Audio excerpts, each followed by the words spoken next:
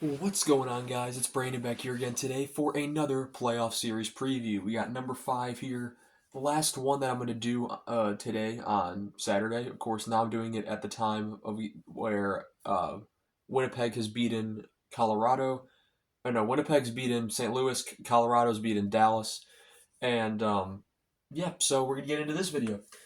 Vegas, of course, the team I'll be rooting for the most this playoffs as my second favorite team. Vegas, number 1. Feel a sneeze coming on. Hopefully, you don't get it. Okay, we're good. Minnesota, the first wild card. These teams have met each other before. Vegas, 50, 22, and 10. Another fantastic season because what else do you expect out of them? 110 points for them. Minnesota, 45, 30, and 7 for good enough for 97 points. Minnesota got off to a hot start, and injuries plagued them throughout the season that kind of made them crash into the end of the season, that sort of thing. Vegas is first in the Pacific, second in the West, third in the league. A nice 1-2-3. 1-2-3. I'm not sure why I went nah. Minnesota, fourth in the Central, seventh in the West, 13th in the league. Average. Vegas, sixth in goals for with 275, third in goals against with 219 for a plus 56. Minnesota, 25th in goals for with 228. Goals against, they're 16th with 239, a minus 11 goal differential. They are the only team in the playoffs to have a negative goal differential, which is not great to say the least. Power plays, Vegas is second in the league, 28.3%. On the PK, they're 26th, 75.7%. On the power play for Minnesota, they are 20th at 20.9%. On the PK, 72.4%, 30th. That's bad. All right. Top scorers. Vegas is interesting. Eichel probably had his best season of his career.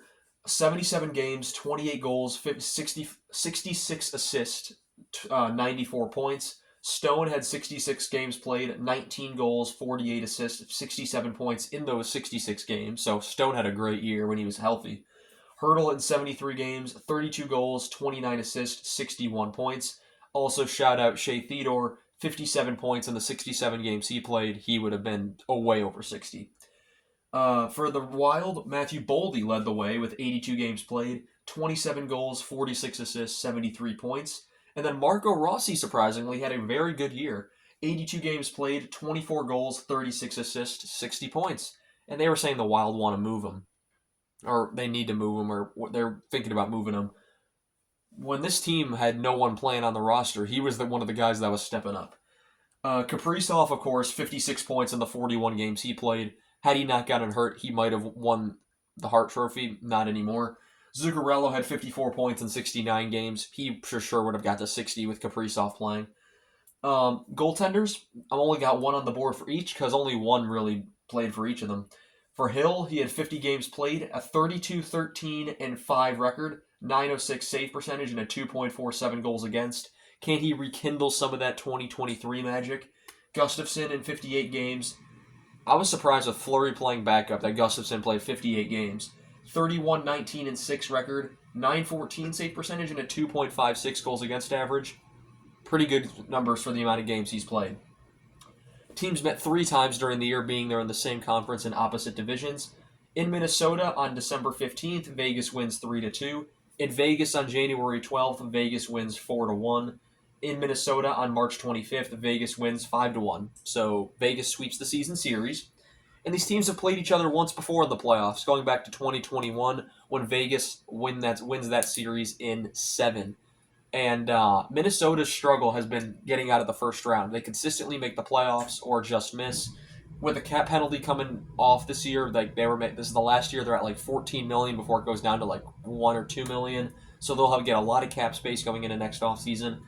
And they've been able to make the playoffs with this. So no excuse to any other team in the league that says, we're up against the cap. Minnesota has 14 million plus less than other teams, and they are still making the playoffs. So I really don't want to hear it. And that's coming from someone whose team is at the bottom of the league. So, yes, Minnesota, what they've done is impressive, but they haven't done anything in terms of getting out of the first round since 2003, 2014, and 2015. Only 3 times it's happened.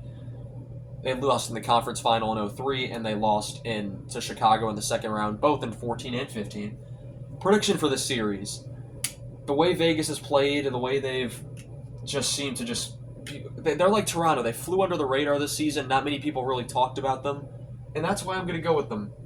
I'm going to go with, if my marker isn't running out, I'm going to go with Vegas in 6.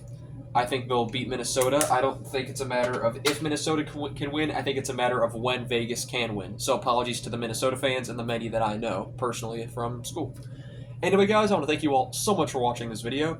Speeding pretty fast in this one. It's probably because I'm tired and I want to get this last one out. That way I can make the board up for the ones tomorrow, and we'll be all set. So thank you all so much for watching once again, and I shall see you all in the next one. Have a good one.